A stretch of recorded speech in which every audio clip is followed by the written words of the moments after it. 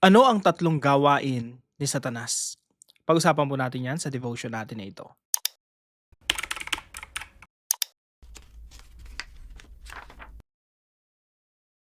Magandang araw po sa bawat isa sa inyo. Welcome back to our 365 Daily Devotions, Bible Characters Edition. Binabati ko po muna ng happy birthday si Brother June de Lemos Raya ng Spain at hello sa inyong sa buong mong pamilya.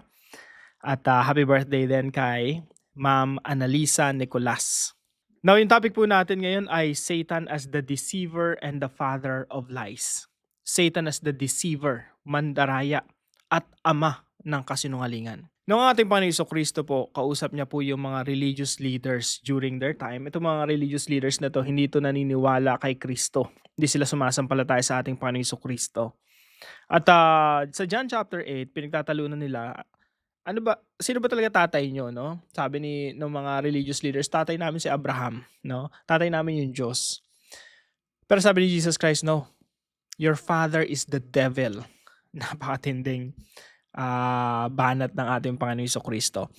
Now, tingnan po natin sa John chapter 8 verse 44. Sabi po ni Jesus Christ, you belong to your father, the devil. And you want to carry out your father's desires. Bakit ano bang gusto nitong mga religious leaders na to? Patayin si Jesus. Kaya sabi ni Jesus Christ, you belong to your father, the devil. You want to carry out your father's desires. He was a murderer from the beginning, not holding to the truth, for there is no truth in him. When he lies, he speaks his native language, for he is a liar and the father of lies. Now, ito po yung katuruan natin ngayong araw. Number 1, Satan destroys trust through lies. Sabi po ng verse natin, Satan is the father of lies. Siya ang ama ng kasinungalingan. Yan yung native language niya. Sabi natin pa ni Kristo, nagsasalita siya ayon sa kanyang sariling likas. So, tayo po, yung mga tao po, no, ang ginagawa ni Satan, yung imbes na magtiwala tayo sa Diyos, sinisira niya yung tiwala natin sa Diyos. Yan po yung unang ginawa ni Satanas kay Eva. Tingnan po natin sa Genesis chapter 3.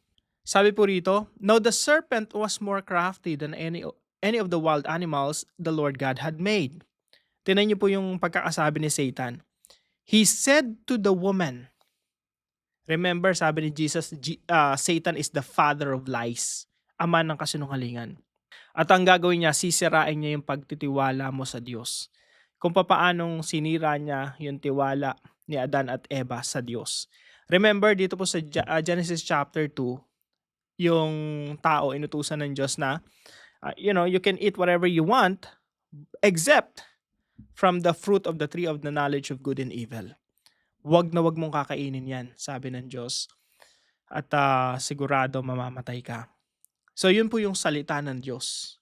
Yun po yung dapat pinagtiwalaan nila even during this time. Pero imbes na magtiwala sila sa salita ng Diyos, ang pinagtiwalaan nila yung salita ni Satanas. Tingnan niyo po yung tanong ni Satan. Did God really say? Totoo ba? Sinabi ba talaga ng Diyos? Yung ba talaga yung kahulugan ng Diyos sa sinabi niya? So si Satan, china-challenge niya yung salita ng Diyos. At magke-create siya ng doubt.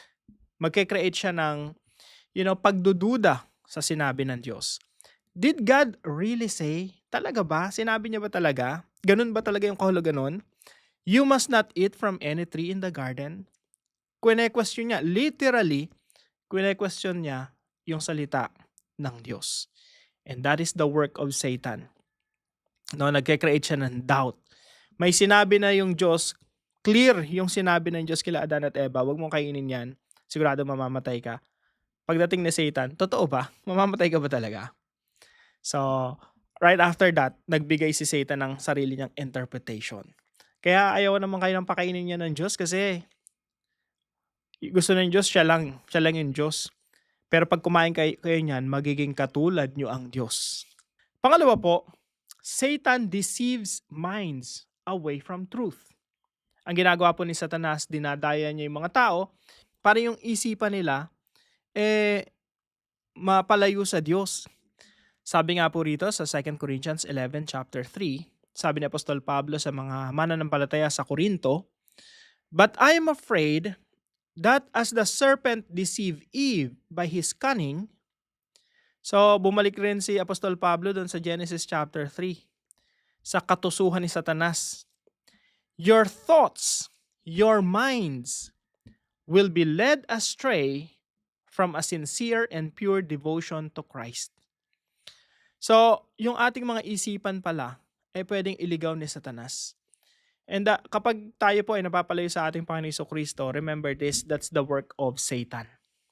Pag yung isipan natin hindi na nakafocus kay Kristo, at pag gumagawa tayo ng mga desisyon sa buhay, hindi na natin kinukonsider ang salita ng Diyos, hindi na natin kinukonsider si Jesus Christ, sarili nating desisyon, sarili nating diskarte, apart from God, remember this, that is the work of Satan to destroy you, para wasakin ang iyong buhay.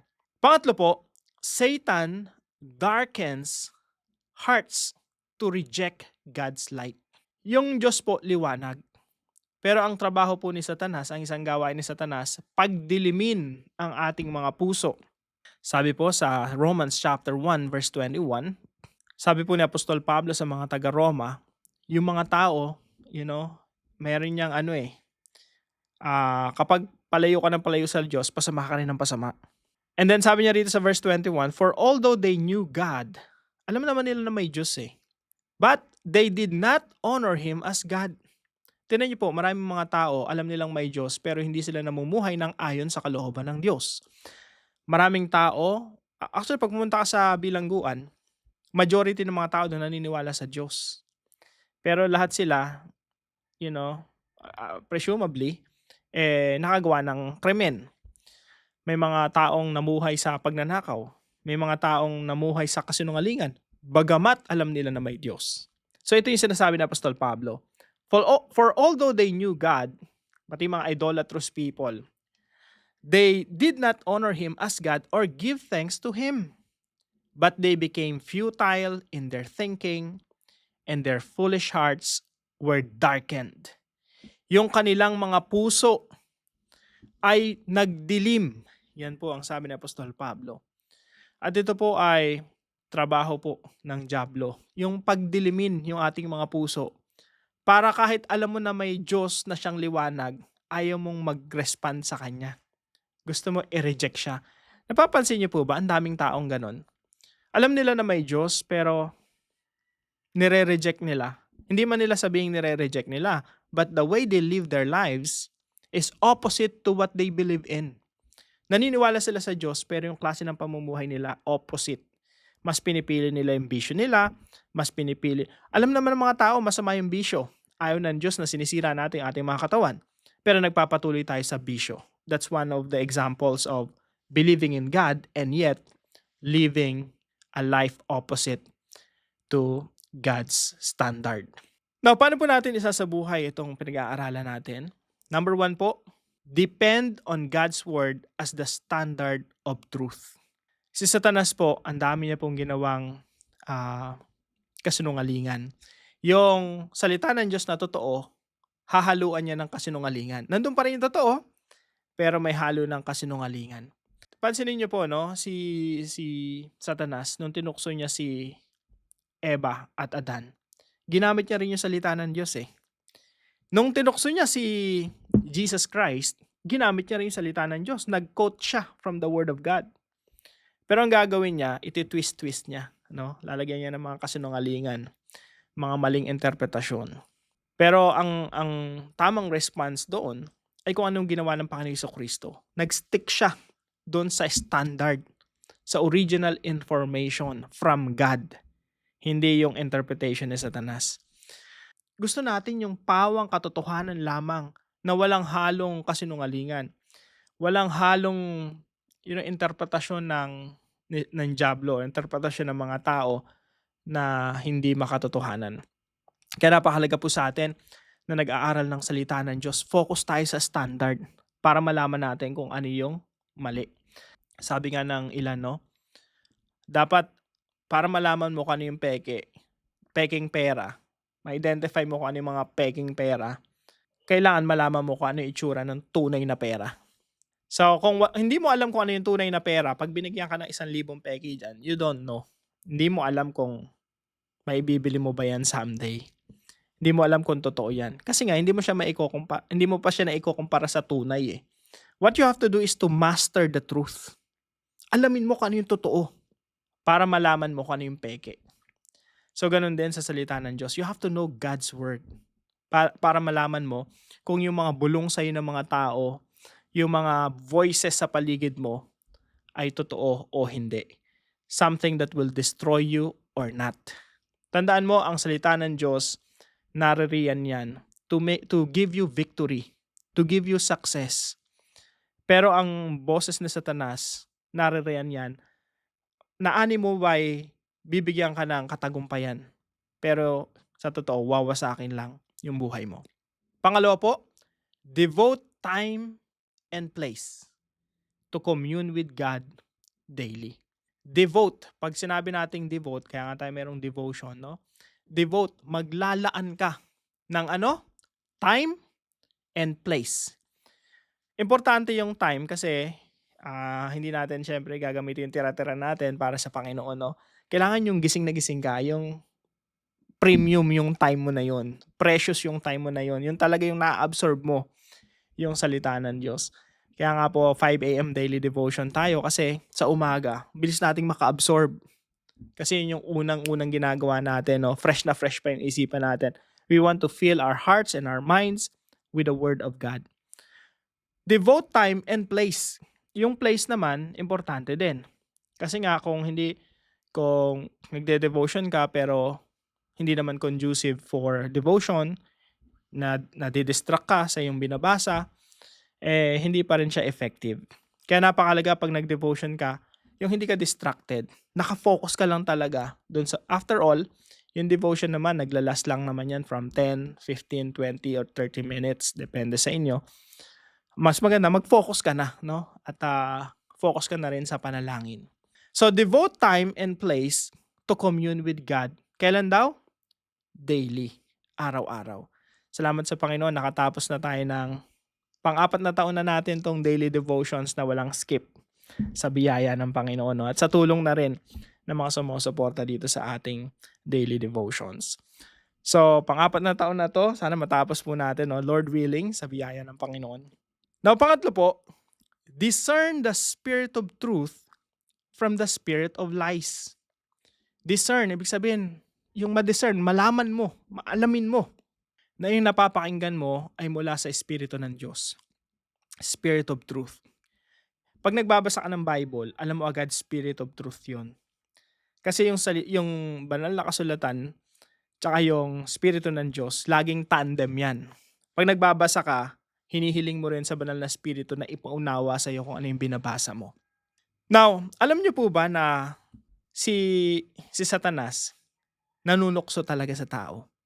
Tapos yung tao, gustong-gustong gumawa ng kasalanan. Yan yung inclination natin.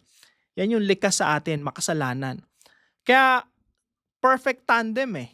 Isang taong gustong gumawa ng kasalanan at isang diablo na gustong manukso para magkasala yung tao. Perfect tandem yun. Pero alam nyo, hindi mananalo ang diablo sa banal na spirito, sa strategy ni Jesus. Kasi sabi ni Jesus, yung spirito ko, ibibigay ko sa'yo. Maninirahan sa'yo. At yung inclination natin na magkasala, yung kagustuhan, i-desire natin na magkasala, yan yung lalabanan ng Santong Espiritu. Kaya lamang na lamang yung Santong Espiritu, yung Diyos eh. Bakit po? Kasi yung Santong Espiritu nananahan sa atin to wage war against the flesh. Kaya po kailangan natin na laging nagpapasakop sa tinig ng Santong Espiritu. At tandaan natin yung presensya ng Santong Espiritu nasa sa atin yan. We just have to listen and obey. Now, para po sa ating discussion, in what ways do we follow the lies of Satan? And what should we do about it? Let us pray. Lord God, I know there are times when I believe things that are not true. I don't even notice it right away. Sometimes lies sound safe or easy, and I forget to come to you. Please forgive me for the moments I trust my own thoughts more than your word. I need your light, Lord. Help me love the truth even when it corrects me. Thank you that the Spirit's power is stronger than Satan's lie. Thank you that the Spirit opens my eyes when I am clueless in the dark. Keep my heart close to you and teach me to listen to your voice above all others. I ask that you will guide me and my whole family to success and victory. I pray this in Jesus' name. Amen and amen. Magandang araw po sa bawat isa sa inyo. Kung meron po kayong natutunan sa devotion na ito, paalam niyo lang po sa comment section right below this video. And please don't forget to share this devotion to your family and friends. God bless you po. See you po tomorrow 5 a.m. dito sa ating Daily Devotions.